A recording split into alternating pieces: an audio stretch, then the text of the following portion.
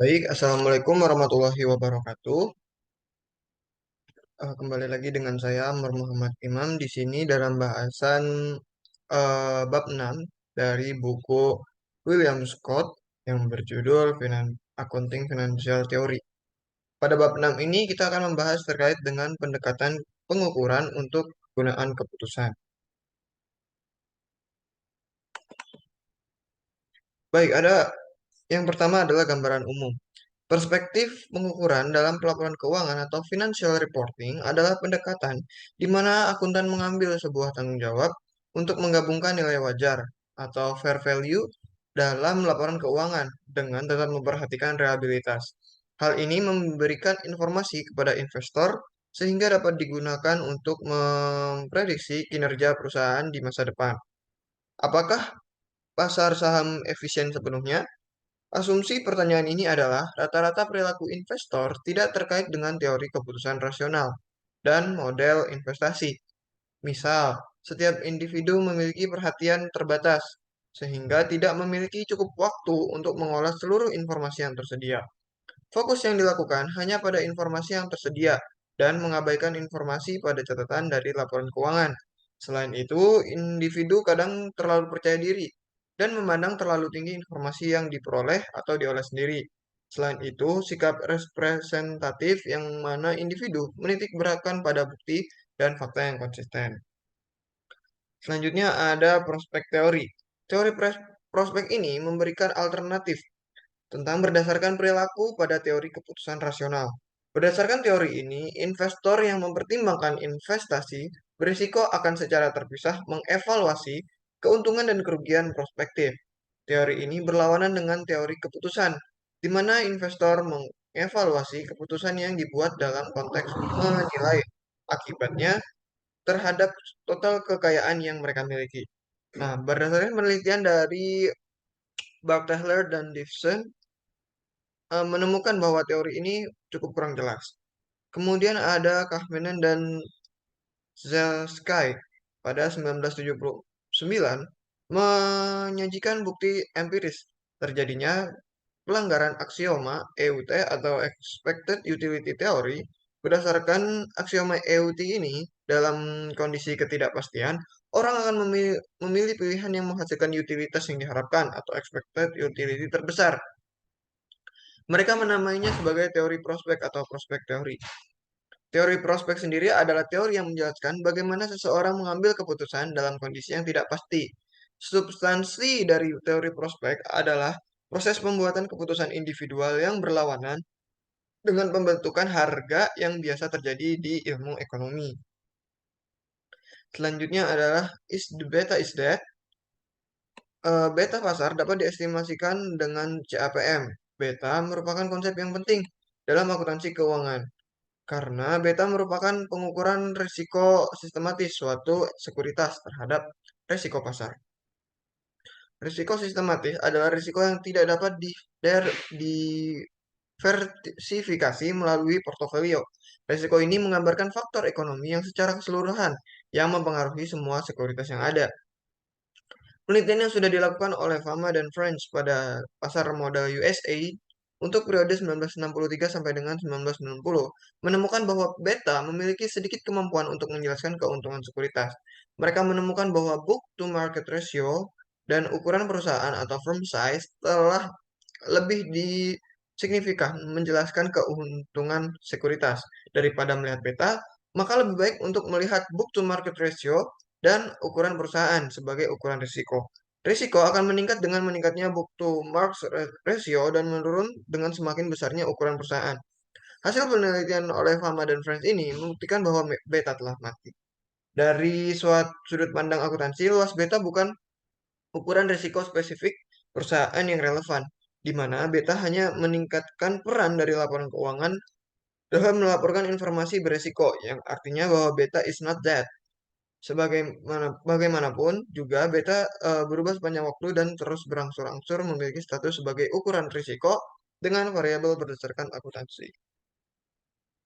Next, ada excess stock market volatility atau kelebihan volatilitas pasar saham.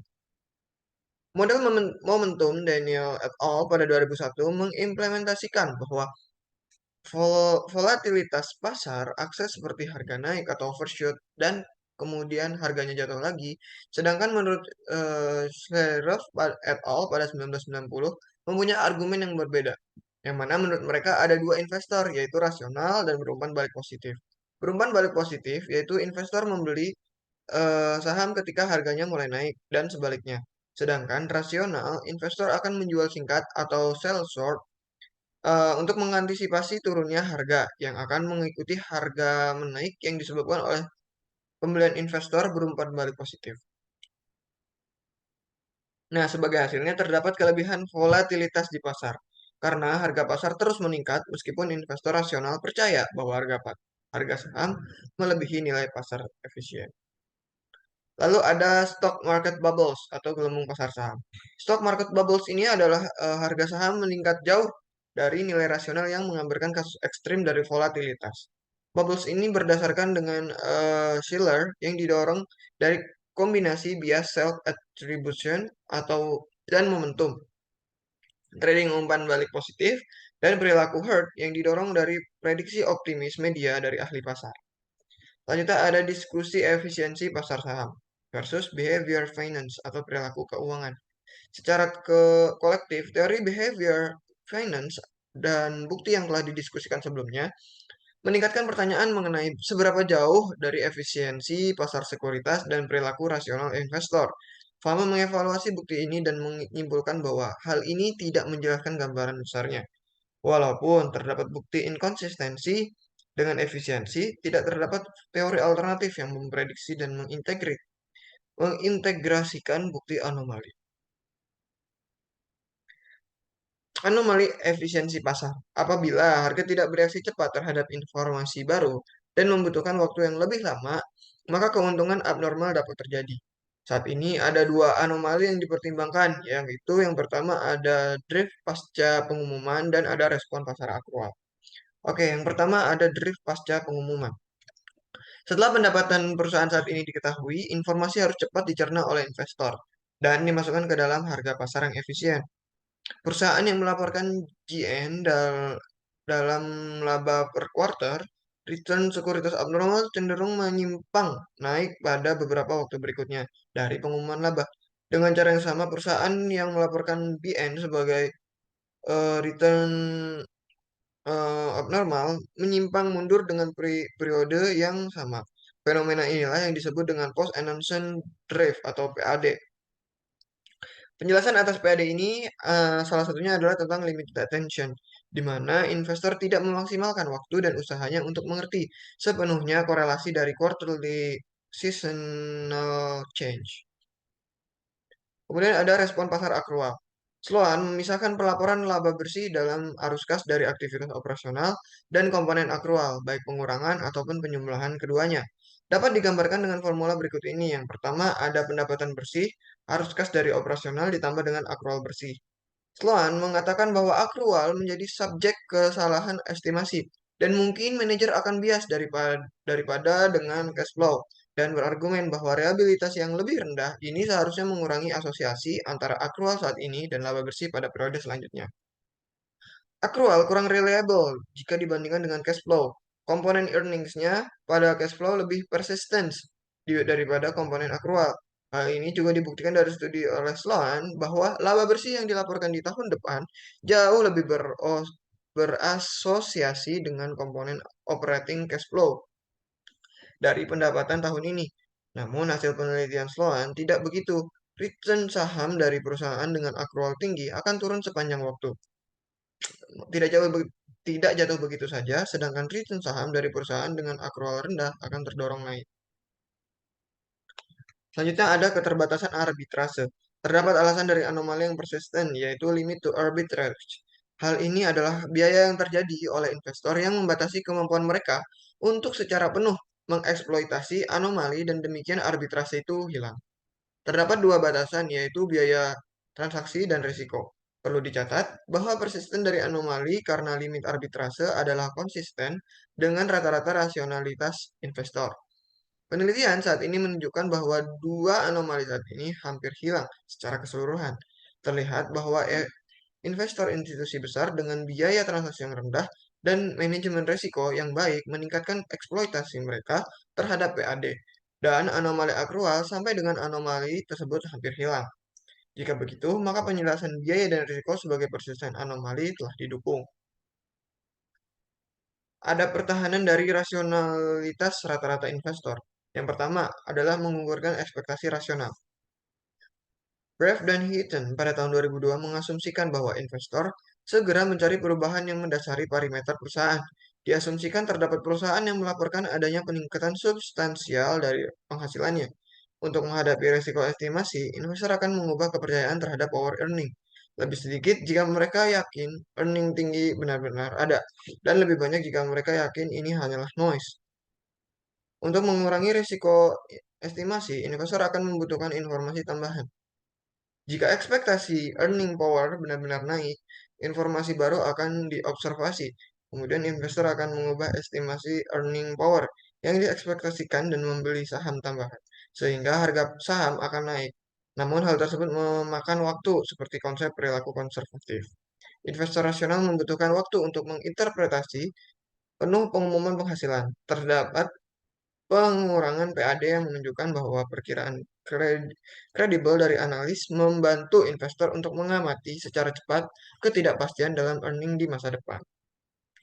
Yang kedua ada menggugurkan pengetahuan umum. Setiap investor diasumsikan mengetahui beta saham, dan seluruh investor mengetahui kalau semua orang mengetahui beta.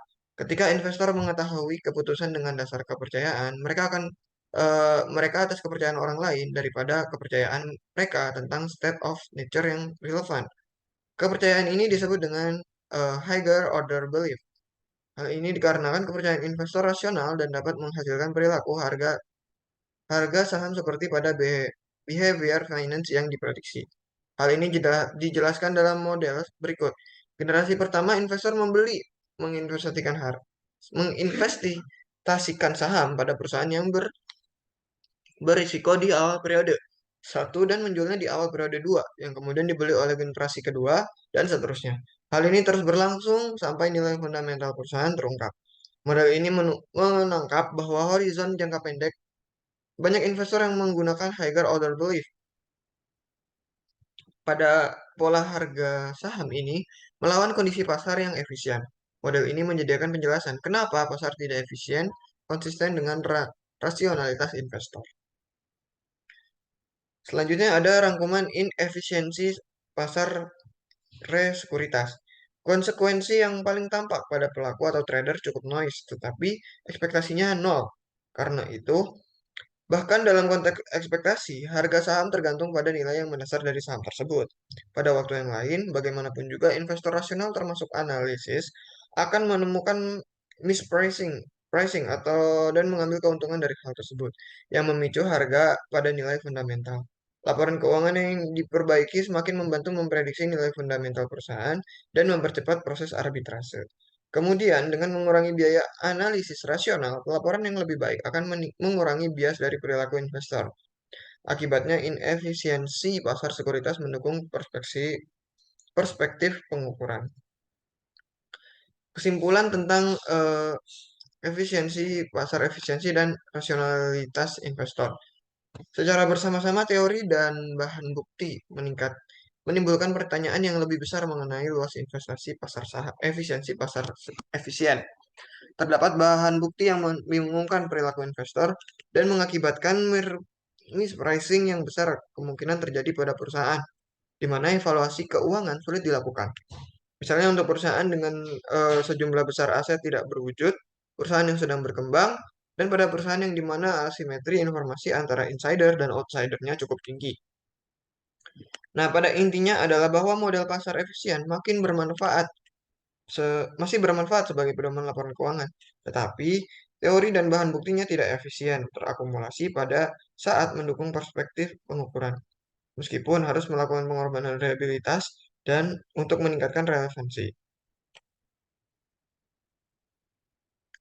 Alasan lain yang mendukung perspektif pengukuran, sejumlah pertimbangan diberikan untuk menyarankan bahwa kegunaan keputusan atas pelaporan keuangan akan dapat ditingkatkan dengan meningkatkan perhatian terhadap pengukuran.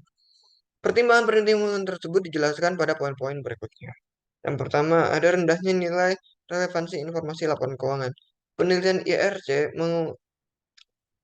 menunjukkan bahwa pasar cukup bergairah dalam menggunakan kemampuannya untuk mengekstrak implikasi nilai laporan keuangan yang disiapkan dengan dasar historical cause yang menghubungkan rendahnya saham dengan rendahnya kualitas laba. Collins et al. Pada 1994 memberikan bukti bahwa kualitas laba dapat ditingkatkan dengan memasukkan perspektif pengukuran dalam laporan keuangan. Dengan dasar bahwa penambahan ketepatan waktu atas laba yang dinilai dengan nilai wajar tidak melebihi dari penurunan dalam reliabilitas. Menurut Lev, masih banyak ruang bagi para akuntan untuk meningkatkan kegunaan informasi laba.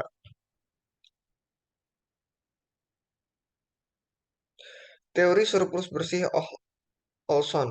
Teori surplus bersih Olson memberikan kerangka yang konsisten dengan perspektif pengukuran, dengan menunjukkan bagaimana nilai pasar dari suatu perusahaan dapat ditunjukkan dari segi komponen laporan neraca dan laporan laba rugi. Teori ini mengasumsikan kondisi ideal termasuk dividen yang tidak relevan. Namun demikian, teori ini sudah memberikan banyak keberhasilan dalam menjelaskan dan memprediksi nilai aktual perusahaan. Garis besar atas teori ini didasarkan pada garis sederhana yang dikemukakan oleh Fett, Hall, dan Olson, atau dapat disingkat dengan F dan O. F dan O mulai menunjukkan determinan fundamental nilai perusahaan, yaitu arus dividen perusahaan tersebut. Goodwill yang bernilai 0 mewakili kasus khusus dari model F dan O yang disebut akuntansi tidak bias, di mana laba abnormal tidak ada. Model F dan O tidak dapat digunakan untuk mengestimasi nilai saham perusahaan.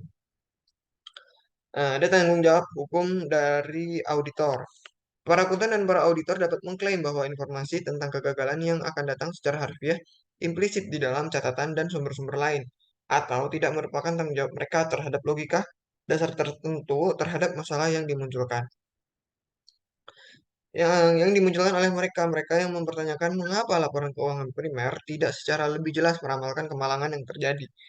Perusahaan tengah menghadapi tekanan yang semakin besar untuk bisa berperilaku dengan cara-cara yang secara sosial dan lingkungan bertanggung jawab. Kebanyakan perusahaan memiliki tanggung jawab ke depan secara substansial. Sebagai contoh, dalam biaya restorasi tempat yang sangat terkait dengan konsep penyelesaian pendapatan dan biaya, salah satu cara di mana para akuntan dan auditor bisa melindungi diri mereka melawan tekanan-tekanan ini adalah untuk mengadopsi perspektif pengukuran, yaitu memperkenalkan lebih banyak nilai terbuka ke dalam akun. Oke, di sini dapat ditarik kesimpulan bahwa dengan asumsi keandalan yang wajar, akuntansi nilai sekarang dapat meningkatkan keputusan kegunaan relatif terhadap perspektif informasi. Peningkatan penggunaan akuntansi nilai sekarang dalam pelaporan keuangan meliputi alasan bahwa pasar tidak sepenuhnya efisien, kekuatan penjelas rendah dari laba bersih untuk pengembalian saham, teori surplus bersih Olson, dan kewajiban auditor. Keputusan kegunaan bagi investor dapat ditingkatkan dengan akuntansi konservatif. Baik, mungkin itu saja yang bisa saya jelaskan terkait dengan bab 6 dari buku William Scott, Accounting Financial Theory. Untuk pertanyaan-pertanyaannya bisa dicantumkan di kolom komentar. Terima kasih. Wassalamualaikum warahmatullahi wabarakatuh.